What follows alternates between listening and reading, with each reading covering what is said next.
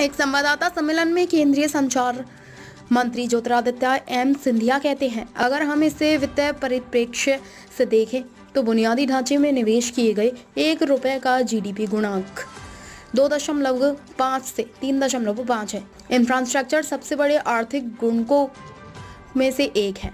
एक साल के भीतर पूंजीगत व्यय के लिए 11.5 लाख करोड़ का निवेश आवंटित किया गया है। हर साल इस निवेश में 10 से 15% की बढ़ोतरी होती है। एक रिपोर्ट के मुताबिक बुनियादी ढांचे में निवेश जीडीपी का 5.3% है और 2039 तक 6.5% तक पहुंच जाएगा।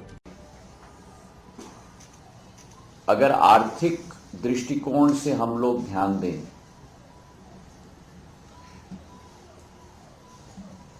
तो ₹1 जो निवेश किया जाता है अधोसंरचना में,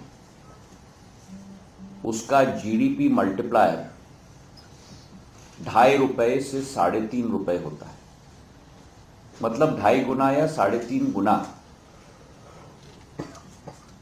देश के आर्थिक पहिए में योगदान उस बुनियादी ढांचे का निवेश का होता है। और भारत में ये विदित हो गया है कि infrastructure is one of the greatest economic multipliers. और प्रधानमंत्री जी के नेतृत्व में जो एक नया वातावरण देश में निर्मित हो चुका है। आज देश के किसी कोने में जाओ आप, उत्तर से दक्षिण तक, पूर्व से पश्चिम तक, और एक एक बड़े शहर में, छोटे शहर में चर्चा यही होती है कि नया हवाई अड्डा बना है या नया रेल स्टेशन बना है या नया हाईवे बना हुआ है। और ये वातावरण प्रधानमंत्री जी के नेतृत्व में निर्मित हो चुका है। और मैं मानता हूं कि this is a defining moment of good governance and politics.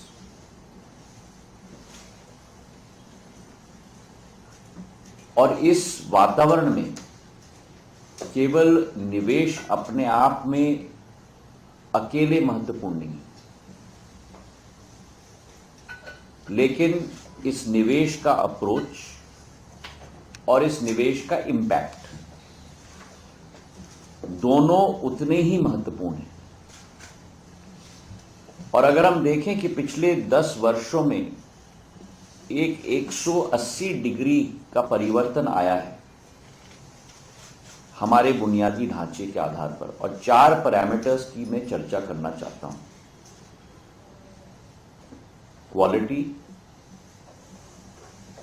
Speed, quantity और कवरेज। ये QSQC की फॉर्मूला के आधार पर जो परिवर्तन भारत में प्रधानमंत्री जी नरेंद्र मोदी जी ने लाया है, वो आज वैश्विक स्तर का इंडिया मॉडल और मोदी मॉडल बन चुका है। अब पहले अगर हम लोग क्वांटम की बात करें तो किसी भी देश में 11 लाख करोड़ रुपए का बजट का आवंटन कैपिटल एक्सपेंडिचर के लिए शायद किसी देश में इतनी बड़ी तैनात में निवेश का आवंटन किया गया। और 10-12 देशों की संयुक्त जीडीपी भी आप ले लो तो 11.5 लाख करोड़ की क्षमता नहीं होती। और वो अकेले भारत ने कैपिटल एक्सपेंडिचर के लिए एक साल में आवंटित किया। और हर वर्ष 15%, 10% की वृद्धि के आधार पर इसे बढ़ाया गया है।